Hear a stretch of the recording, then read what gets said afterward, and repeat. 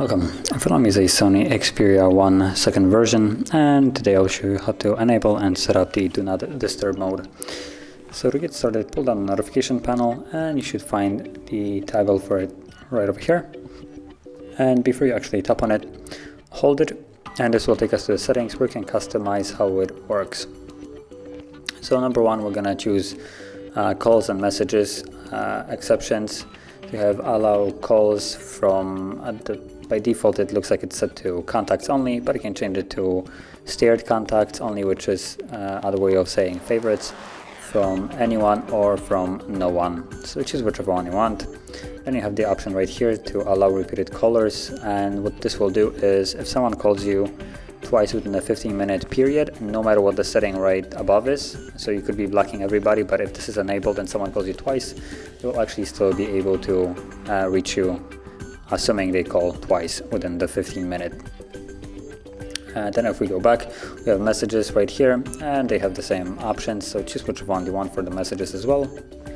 And you can also expand it and choose different notifications, so we have alarms, media sounds, touch sounds, and all that stuff, so you can choose if you want them or not.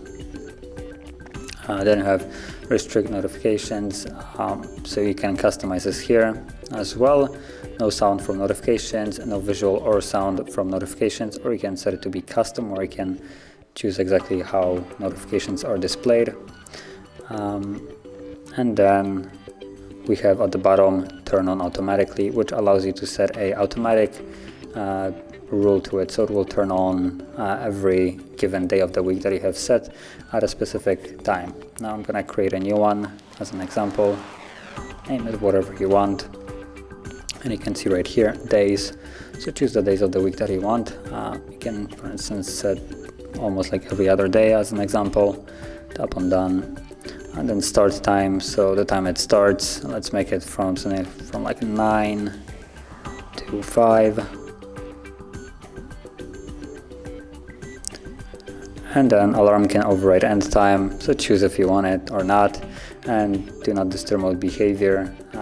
You can either use the default one that we have just set, or create a specific one that for instance has a little bit different settings right here for the specific schedule.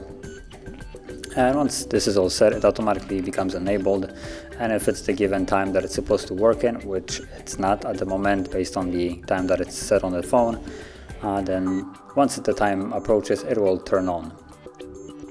And apart from the automatic, you can still enable it manually by just tapping on it like so, and it becomes enabled now.